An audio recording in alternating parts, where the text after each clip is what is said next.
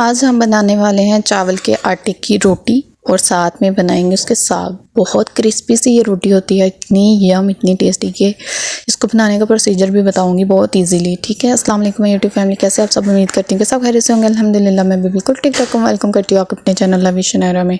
So friends, पहले मैंने जो साग बनाया हुआ था ना, मेरी खाला आई हुई थी तो उन्होंने अपने घर लेके जाना था, उनकी वहाँ पर गैस नहीं होती तो इसलिए उन्होंने बनाया था, तो वो खाला में दे के गई थी साग।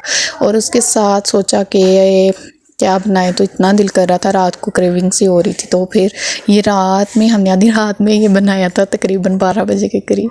तो साग पड़ा हुआ था, उसको लगाया तड़का। तड़के के लिए मैं तो बस इतनी सी चीज़ें लेती हूँ, एक प्याज उसको बारीक बारीक चॉप करके, और उसके साथ होगा लहसुन, उसको चॉप करना है। ठीक है, तो इसके साथ ना हम थोड़ी सी लाल मिर्चें डाल देते हैं, क्योंकि उसके साथ ना कलर बहुत अच्छा आता है। तो थोड़ी सी लाल मिर्चें कलर के लिए ही डालें, एक पिंच के करीब। ठीक है, उसको ज़रा सा ब्राउन होने, जलाना नहीं है आपने, बिल्कुल उसको ब्राउन करना है। ठीक है, ब्राउन करके उसमें आपने साग को ऐड कर देना है। ध्यान रखिएगा बिल्कुल भी जले ना, जलेगा तो वो टेस्ट बिल्कुल अच्छा नहीं आता है।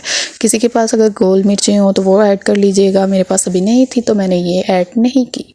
उसके बाद हमने बनाना है आटा। आटे को गूंदेंगे। इस आटे को ना बहुत आराम से, बहुत एहतियात से गूंदना पड़ता है। नीम सा गर्म पानी लेते हैं, कुछ लोग ना दूध के साथ भी गूंदते हैं, कुछ लोग तो गूंदते ही नहीं है, वो तो उसको बैटर सा बना लेते हैं पतला सा। उसको बाद में ना उसके साथ कवे के साथ या डोंगे के चम्मच के साथ, किसी के साथ ना वो तवे के ऊपर डाल देते हैं और ऐसे रोटी बनाते हैं। ठीक है, ये बिल्कुल आटा ऐसे ही गूंदेगा जैसे हम नॉर्मल आटा गूंदते हैं ना गंदम का, वैसे ही आटा गूंदेगा। लेकिन इसमें थोड़ा सा नीम पानी ले लीजिएगा गरम, और उसमें ना आपने डालना है कि उसको जब हल्के हल्के हाथ से आपने उसको सारे को मैश करते जाना है।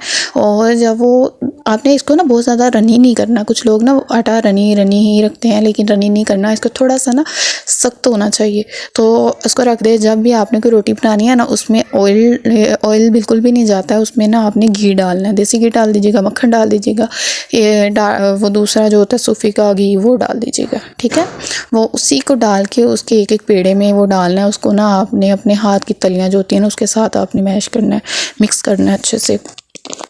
उसके बाद आपने ये रोटी जो है ना आपकी तल बीच में जो होती है ना, फिंगर के साथ बीच में जो तला होता है, उसके साथ ही रोटी बनती है। फिंगर बिल्कुल भी यूज़ नहीं होती इस रोटी में। ठीक है, तो इसको आपने जितना भी, कुछ लोग बहुत मोटी मोटी सी रोटियां बनाते हैं, यार मोटी बिल्कुल नहीं खाई जाती, क्रिस्पी क्रिस्पी सी ये रोटी हो, फिर ही मज़ा आता है साग के साथ। तो बारीक बारीक सी आपने रोटी बनानी है। इसको इतनी सी ये मोटी होती है जितनी आप नॉर्मली आलू मेथी या गोभी के पराठे बनाते हैं ना, इतनी।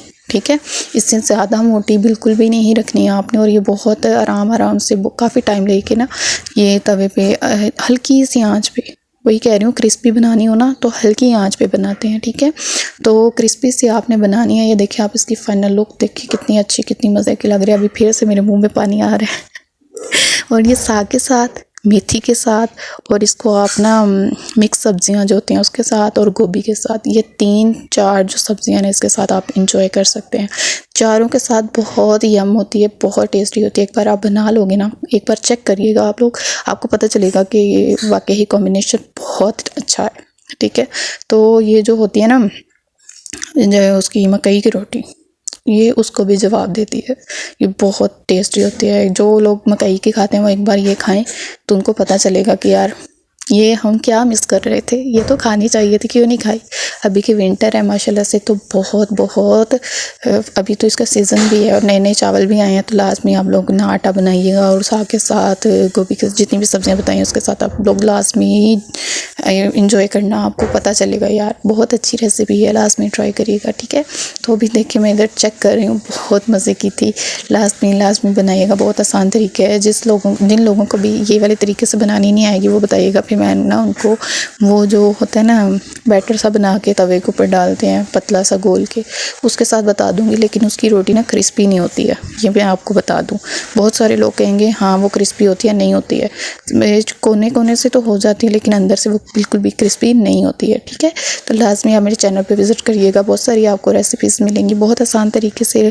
लाइक शेयर सब्सक्राइब कर दीजिएगा, दुआ में याद रखिएगा। फिर मिलेंगे हम नेक्स्ट वीडियो में। इजाज़त दें, अल्लाह हाफिज़, इंजॉय करिए।